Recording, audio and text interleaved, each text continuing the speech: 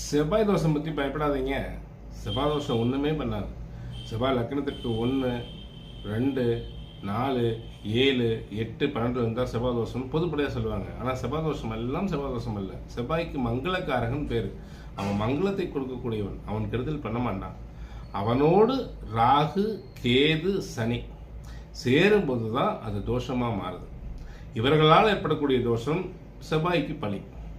பஞ்சாங்கத்தில் போட்டிருப்பான், சனி ராகு கேது சேர்ந்தா தோஷம் நிவர்த்தின்னு. அல்ல, அது போய் ஏற்றுக்க முடியாது. இந்த சனி ராகு கேது நெருங்கிய டிகிரியில் இருக்கும் பொழுது அது தோஷமாக மாறுது. அங்கே தான் செவ்வாய் தோஷம் கடுமையான பாதிப்பு ஏற்படுத்துது.